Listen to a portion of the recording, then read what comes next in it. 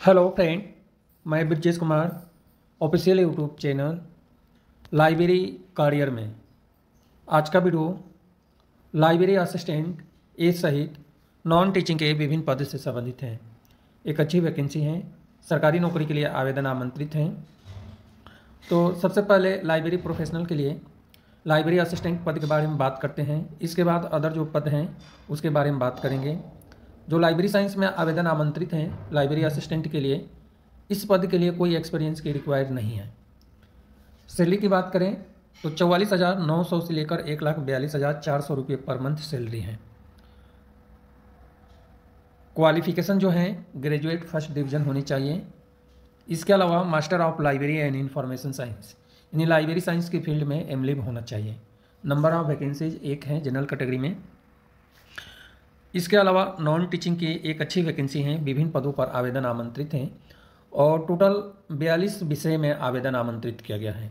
42 विषय में और 154 पदों पर आवेदन आमंत्रित हैं। 154 पद भी कम नहीं होता है। नर्स से लेकर कंप्यूटर साइंस तक विभिन्न पदों पर आवेदन आमंत्रित किया गया है और यह जो आवेदन आमंत्रित हैं SDSC सार में आवेदन आमंत्रित हैं। डिटेल जानकारी आप वेबसाइट पर सर्च कर सकते हैं। यह जो वैकेंसी है कहाँ कहाँ पे कार्य करना है यह भी डिटेल जानकारी इसमें दिया हुआ है। इसके लिए आपको वीडियो को लास्ट तक देखना पड़ेगा, यानी स्टेप बाय स्टेप पूरा देखना पड़ेगा, तब जाकर समझ में आएगा। तो लाइब्रेरी प्रोफेशनल्स एडवर्टाइजमेंट पढ़ लें, अदरवाइज व्हाट्सअप ग्रुप का लिंक आपको वीडियो के डिस्क्रिप्शन में मिलेगा, जहाँ पे यह नोटिफिकेशन सेंड किया जाता है, वहाँ आप जुड़ सकते हैं।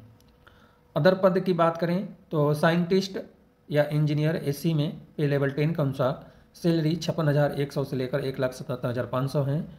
एक पद है जनरल कैटेगरी में और यह जो वैकेंसी हैं श्री हरिकोटा में आवेदन आमंत्रित है। क्वालिफिकेशन क्या होनी चाहिए? क्वालिफिकेशन की बात करें तो ME MTech या MSc इंजीनियरिंग फील्ड में फर्स्ट डिवीजन होना चाहिए और 10 में से 10 पॉइंट स्केल 10 में से 6.5 होनी चाहिए। इसके अलावा जो है इंडस्ट्रियल इंजीनियरिंग में टोटल 3 पद हैं। यह जो वैकेंसी है श्री हरिकोटा देहरादून उत्तराखंड के लिए आवेदन आमंत्रित हैं।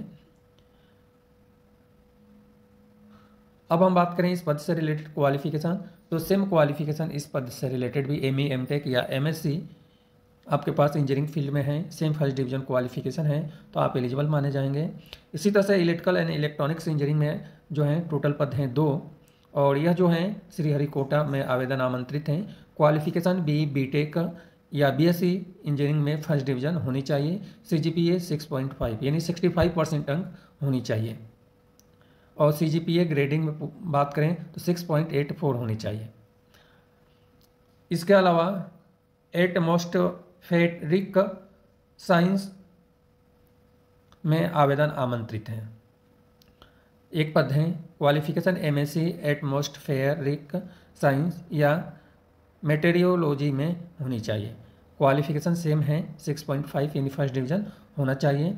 इसके अलावा एनालिटिकल केमिस्ट्री में सिंगल पद हैं। क्वालिफिकेशन MSc इसी विषय में फर्स्ट डिवीजन होनी चाहिए। CGPA सेम है। केमिकल इंजीनियरिंग में जो है टोटल पद हैं 15 और यह जो पद हैं आंध्र प्रदेश, केरल और केरल में भी विभिन्न जगह, महाराष्ट्र में भी आवेदन आमंत्रित हैं। ये सब डिटेल जानकारी आपको चेक कर लेना है। क्वालिफिकेशन है MSc एनालिटिकल केमिस्ट्री में फर्स्ट डिवीजन होनी चाहिए। CGPA आपको ध्यान रखना है। इस तरह से केमिकल इंजीनियरिंग के लिए भी जो है आवेदन आमंत्रित हैं। केमिकल इंजीनियरिंग के लिए है बी या BTech या इक्विवेलेंट क्वालिफिकेशन केमिकल इंजीनियरिंग में टोटल पद है 15 और विभिन्न जगह पर आवेदन आमंत्रित किया गया है। इसके अलावा यहाँ पे एक नोट दी गई है, यह नोट आपको पढ़ लेना है क्योंकि यह डिटेल जानकारी बताएंगे तो वीडियो बहुत बड़ा हो जाएगा। अदर जो पद हैं इसकी हम बात करें तो केमिकल इंजीनियरिंग में 7वें नंबर में टोटल पद हैं, यानी टेक्निकल असिस्टेंट में विभिन्न विषय में आवेदन आमंत्रित हैं और टेक्निकल असिस्टेंट के लिए पे लेवल 7 के अनुसार सैलरी है 44,900 से लेकर 1,42,400 रुपये, जिसमें लाइब्रेरी साइंस में भी आपको बता दिए हैं। तो केमिकल इंजीनियरिंग में 3 पद हैं और केमिकल इंजीनियरिंग में एक और पद हैं। क्वालिफिकेशन जो है first division diploma chemical engineering में होनी चाहिए और एक और पद है जो वो दूसरे ब्रांच में है, तो यहाँ पे भी फर्स्ट डिवीजन डिप्लोमा होनी चाहिए। मैकेनिकल इंजीनियरिंग में टोटल पद हैं 10, क्वालिफिकेशन में first division diploma mechanical engineering में होनी चाहिए। मैकेनिकल इंजीनियरिंग के लिए जो है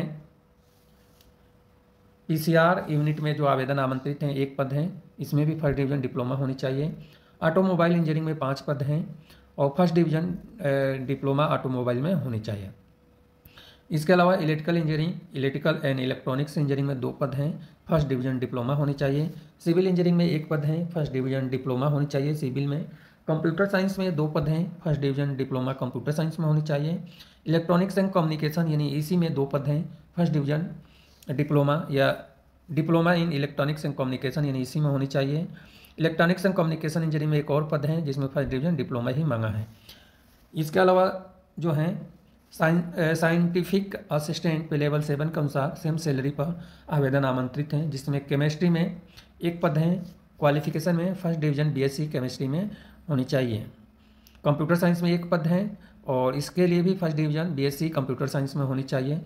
फोटोग्राफी यानी विजुअल आर्ट्स या सिनेमाग्राफी में जो है इसके लिए भी first division bachelor degree fine arts या फोटोग्राफी या विजुअल आर्ट्स या सिनेमाटोग्राफी में होने चाहिए। इसके अलावा अगला जो हमारा पद है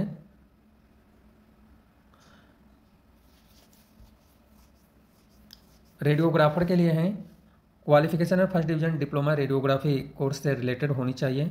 इसके अलावा केमिकल में है, केमिकल में जो है हाई स्कूल या इंटरमीडिएट आप पास आउट हैं, आईटीआई आपके पास हैं रजिस्टर संस्था से, तो यहाँ अप्लाई कर सकते हैं। टोटल पद हैं 6, यानी जो हैं बहुत सारे ब्रांच हैं, इन सारे ब्रांच में से जो हैं लेबोरेटरी असिस्टेंट केमिकल में अप्लाई कर सकते हैं, मैकेनिक केमिकल प्लांट में अप्लाई कर सकते हैं, इंस्ट्रूमेंट मैकेनिक केमिकल में अप्लाई कर सकते हैं। इसी तरह से केमिकल पीसीआर में भी 7 पद हैं और सेम क्वालिफिकेशन इसमें भी रखा गया है।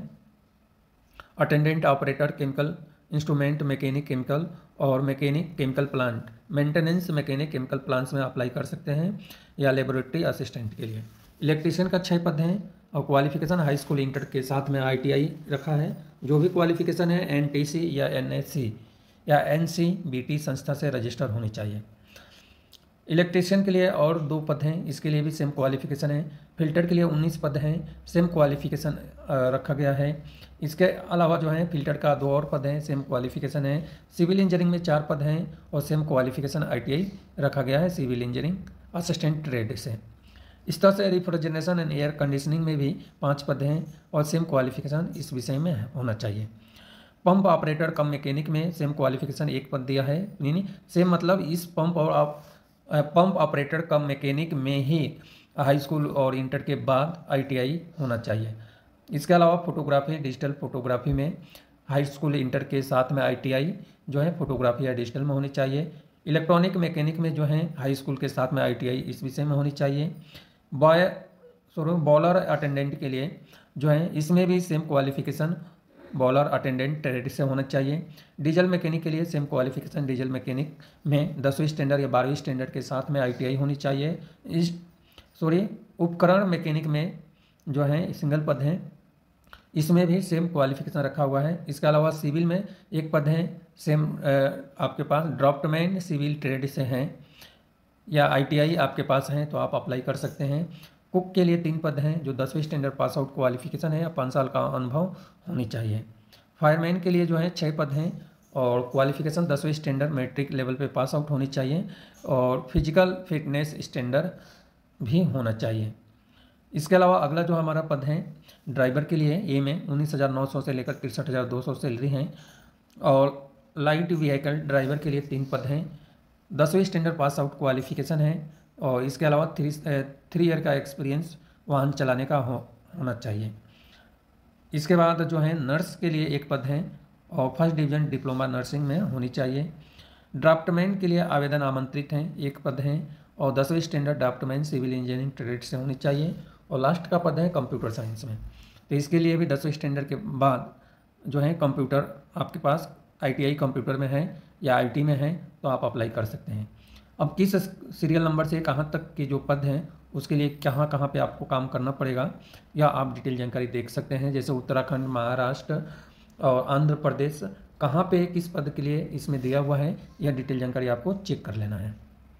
यह जो वैकेंसी है एक अच्छी वैकेंसी है, इसरो के थ्रू यह नोटिफिकेशन आया है और इसरो के ही सब संस्था में आवेदन आमंत्रित किया गया है। अब आपको क्या करना है, और जो डिटेल जानकारी जो आपको चाहिए, क्या क्या कार्य करना है, कैसे कार्य होगा, इसमें सब डिटेल जानकारी दिया है कि क्या क्या रोल आपको प्ले करना है। एज लिमिट की बात करें तो पोस्ट कोड 1 और 2 के लिए जो है एज लिमिट है 18 से लेकर 30 साल, जो 14 नवंबर 2025 तक आपको काउंट करना है। और एप्लीकेशन फॉर्म फिल करने की तिथि भी यही है, 14 नवंबर 2025। बाकी और डिटेल जानकारी देखते हैं। सीरियल नंबर 3 से लेकर 6 तक के लिए एज लिमिट है 18 से लेकर 28 साल। और प्रति माह जो मूल वेतन के साथ में और भी बहुत सारे डिटेल जानकारी है, यानी 86,955 रुपये पर मंथ आपको बेसिक डीए, चारे, ट्रांसपोर्ट अलाउंस सब जोड़कर मिल रहा है। तो एक अच्छी वैकेंसी है। सीरियल नंबर 7 से लेकर 16 तक का जो पद है उसके लिए एज लिमिट है 18 से लेकर 35 साल। और सीरियल नंबर 20 के लिए भी 18 से लेकर 35 साल एज लिमिट है। सीरियल नंबर 27 तक जो है 18 से लेकर 35 साल है। सीरियल नंबर 22 से लेकर 36 तक और 41 से 42 तक का जो पद है उसके लिए भी एज लिमिट है 18 से लेकर 35 साल। तो एज लिमिट आपको अच्छे से चेक कर लेना है। इसके अलावा आप कैटेगरी से बिलोंग करते हैं तो एज लिमिट में जो छूट है वो अप्लीकेबल है। एप्लीकेशन फीस की बात करें तो सभी अभ्यर्थियों को प्रति आवेदन प्रसंस्करण शुल्क के रूप में सामान्य रूप से 750 रुपये का भुगतान करना होगा। प्रसंस्करण शुल्क लिखित परीक्षा में उपस्थित होने वाले अभ्यर्थियों को ही नीचे दिए गए विवरण के अनुसार वापस किया जाएगा। यानी जो शुल्क आपसे लिया जा रहा है वो बाद में यदि आप रिटर्न एग्जाम देते हैं तो आपको ये पैसा वापस किया जाएगा। इसके लिए बहुत सारे टर्म्स एंड कंडीशंस रखा गया है जो आपको पढ़ लेना है।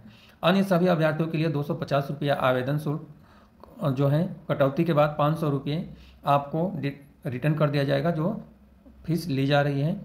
और सीरियल नंबर 21 से लेकर 42 तक का जो पोस्ट कोड है उसके लिए 500 रुपये एप्लीकेशन शुल्क रखा गया है, प्रोसेसिंग शुल्क जो डिडक्ट किया जाएगा। और बाद में कितना रिफंड होगा, 100 रुपये काटकर बाकी 400 रुपये रिफंड होगा। तो यह भी आपके लिए एक बेटर अपॉर्चुनिटी है, यहाँ पे अप्लाई कर सकते हैं। सारे डॉक्यूमेंट आपको अपलोड करना है, क्या क्या डॉक्यूमेंट आपको लगेगा, सिग्नेचर, ये सब डिटेल जानकारी आपको चेक कर लेना है। अब यहाँ पे आते हैं तो यहाँ पे जो दिया है प्रश्न पत्र का पैटर्न दिया है जो कि आपको समझ लेना है। डिटेल जानकारी मतलब कैसे आपका पेपर आएगा,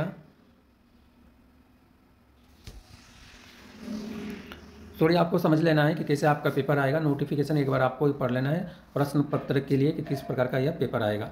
तो यह सब डिटेल जानकारी आपको सिलेबस यहाँ पे दिया गया है, आप पढ़ लेंगे।